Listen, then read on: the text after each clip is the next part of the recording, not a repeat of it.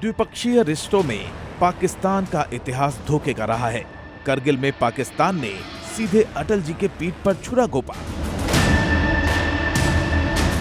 फिर भी जुलाई 2001 में अटल जी ने धोखा देने वाले पाकिस्तान के सैन्य शासक परवेज मुशर्रफ को आगरा शिखर सम्मेलन में बुलाया।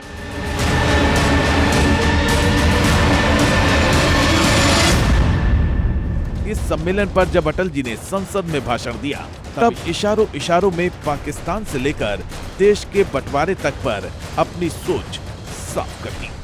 शिखर वार्ता के दौरान एक छोटी सी घटना हुई। मैं नहीं जानता मुझे उसका उल्लेख करना चाहिए या नहीं। वहां काम करने वाली एक महिला ने कहा, can we trust this man? General Musharraf ने इस बात का बहुत बुरा माना। सचमुच में एक छोटा सा मुद्दा बना दिया विवाद का, और कहा कि अगर मेरे ऊपर विश्वास नहीं तो मुझे बुलाया क्यों? लेकिन ये स्वाभाविक उद्गार था कि क्या हम इन पर भरोसा कर सकते हैं? कहना नहीं चाहिए था, उन्हें बुरा भी नहीं मानना चाहिए था। भावनाएं कितनी गहरी हैं ये उनको समझने की कोशिश करनी चाहिए थी। लेकिन उनको बात बुरी लगी। मुझे भी एक बात बुरी लगी। जब दिल्ली से लौटने के बाद जनरल मुशर्रफ ने प्रेस सम्मेलन किया, और उस प्रेस सम्मेलन में जो टेलीवाइज किया गया था, मैं देख रहा था। उसमें एक पत्रकार ने, या कोई पत्रकारी होना चाहिए उस सभा में, उन्होंने जनरल मुशर्रफ से पूछा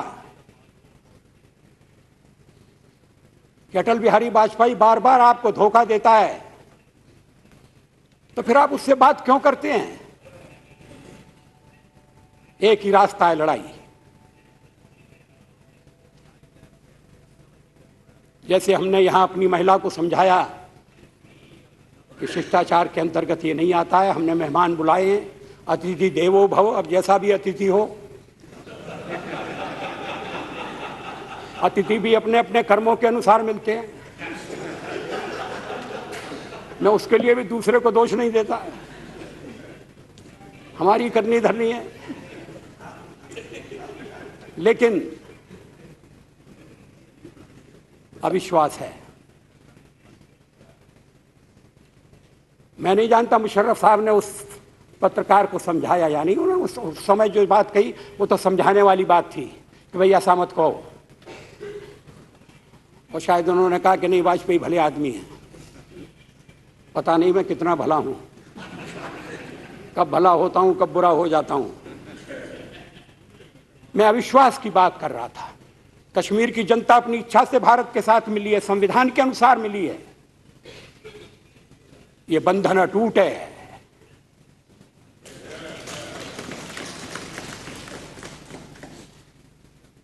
मुशर्रफ साहब ने एक हिंदी का शब्द जरूर सीख लिया, अटूट।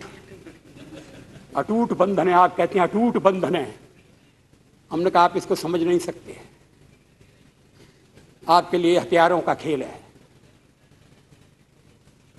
आपके लिए ये मजहब का तकाजा है। लेकिन हमारी राष्ट्रीयता का आधार है।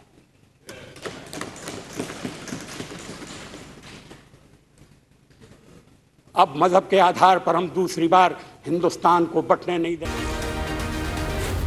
जी न्यूज़।